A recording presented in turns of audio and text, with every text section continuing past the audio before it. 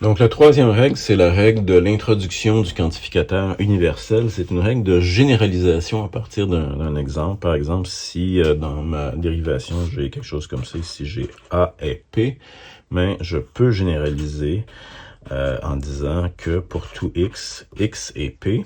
Donc là, ici, ça, on va justifier ça comme ça ici en disant que c'est l'introduction du quantificateur universel sur la ligne 1. Mais pour que ça fonctionne, il faut certaines conditions. Donc ici, il faut que A n'apparaît pas dans, dans Px. Et il faut que A n'apparaisse pas non plus dans une hypothèse non traitée. Donc, qu'est-ce que c'est une hypothèse non traitée? Ben, c'est, par exemple, si j'ai une sous-dérivation. Attendez un peu ici. Donc, mettons que j'ai une sous-dérivation comme ça. J'essaie d'arriver à P implique Q. J'ai fait l'hypothèse que P, là je dérive toutes sortes de choses ici, puis j'arrive à Q.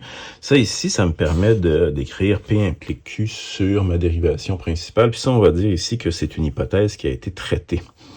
Okay, donc, ce que ça dit ici, c'est que j'ai pas le droit d'utiliser ma règle d'introduction du quantificateur universel dans le traitement ici de mon hypothèse P parce qu'elle n'est pas encore traitée, donc elle est en cours de traitement. Donc ça fonctionne pas. Ça veut dire aussi que j'aurais pas le droit d'utiliser PA, si ça ici, c'est directement une hypothèse. Hein? Si ma première ligne, c'était une hypothèse, ça ne marcherait pas. Donc, je vais vous montrer un exemple de ça. Mettons que je change de feuille pour que ça soit plus clair.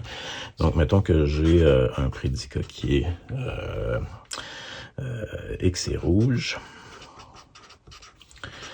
Ben, si ça ici, c'est mon hypothèse, pas vrai, si j'ai que A est rouge, c'est mon hypothèse, mettons que c'est la ligne 1.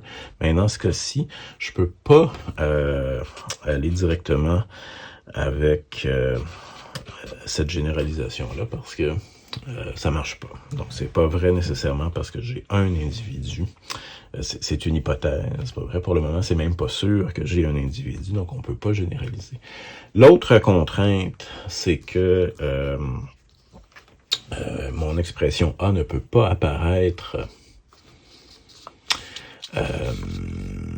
dans P, X, pas vrai. Puis ça ici, peut-être qu'on peut le montrer par le principe d'identité de Leibniz qui dit que toute chose est identique à elle-même. Donc, si on a un prédicat XY qui veut dire que X est identique identique à Y. Donc, le principe d'identité de Leibniz qui dit que toute chose est identique à elle-même, ça serait de dire que pour tout X, paraît IXX. Puis là, si on a ça, on pourrait avoir comme ça ici, sur une ligne ici, mon principe d'identité de Leibniz, par l'élimination du quantificateur universel qu'on a déjà vu, on sait qu'on pourrait arriver à IAA. Mais là, ici, ce que j'aurais pas le droit de faire, c'est de prendre ça ici, puis donc là, ici, ça, c'est mon PA, pas vrai, de la règle d'introduction. Là, ce que j'aurais pas le droit de faire, c'est faire ça comme ça ici. PXA. Parce que ça ici, là, on est parti de n'importe quoi est identique à soi-même, ce qui est vrai.